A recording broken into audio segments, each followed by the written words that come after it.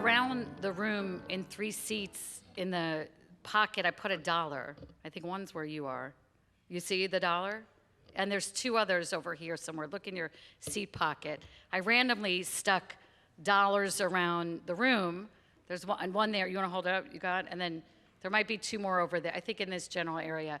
So I did that because it's random. Like, you didn't sit there because the dollar was there. You just sat there because you're celebrating an exciting weekend for your family. It's luck that you got that dollar. Not that $1 gets you so much, but it's luck that you sat there. There was no work involved in getting that dollar. And I did that to illustrate the exact opposite of that, which is tons of work, which is what it takes to become a B'nai Mitzvah. The 3 of you who will be B'nai Mitzvah tomorrow, you know that. But you didn't have full choice in the matter. You might have had a little choice. You certainly had a choice about if you were going to study or not, or if you were going to write your speeches, or if you were going to enjoy this or not. But a lot of this was in your parents' hands, deciding that you were going to become B'nai Mitzvah, deciding where you were going to celebrate, and maybe you got to pick your clothes, maybe you didn't. I don't know your family systems and how they work. But it was definitely a partnership with your families, as opposed to the adults who are becoming B'nai Mitzvah on Sunday for Shavuot, of which there was no luck at all. It is not lucky to have an aging brain and study Hebrew. It is not lucky to have to be in your busy life on Zoom for many months for a class that normally meets in person after long days of work or taking care of family or just being busy. And it is daunting and overwhelming, and there is no luck involved, but there is a lot of love that comes with that. And so while getting the dollar tonight is lucky, those who are becoming B'nai Mitzvah have the opposite of luck. They have incredible, incredible work ethic and love and devotion that has come in becoming adult B'nai Mitzvah this weekend.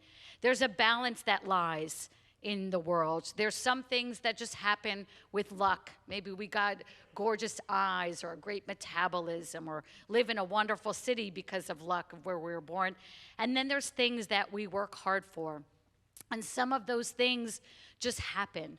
For example, in this week's Torah portion, Bimidbar, we're in the desert.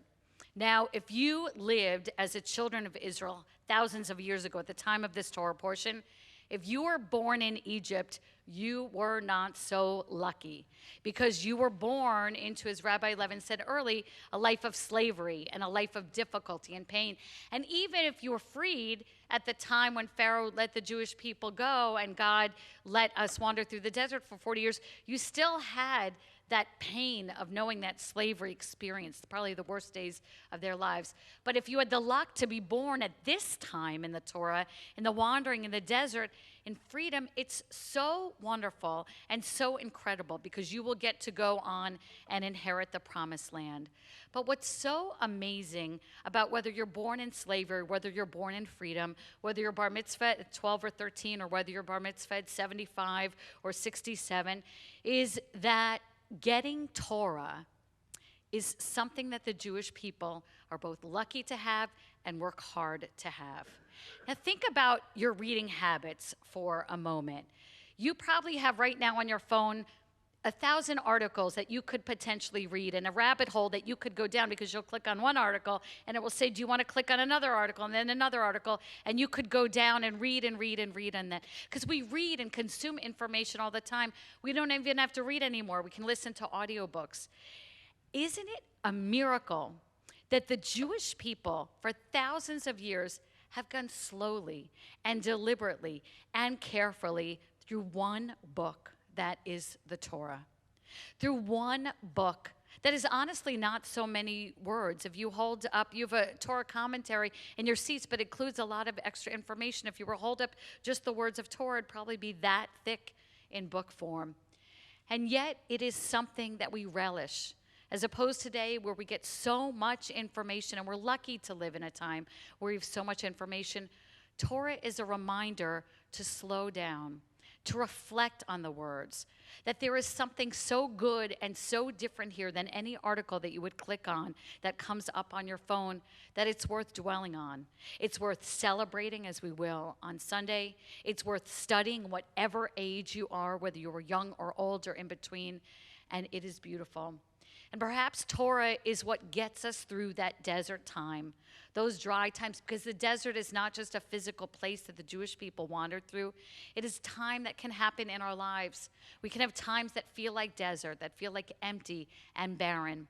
But what happens is when you realize that you don't have to travel through those times alone, but you have Torah to look at, to fill your soul, to inspire you, to make you think deeper and better and harder, then we really are lucky to have the Torah. Shabbat Shalom.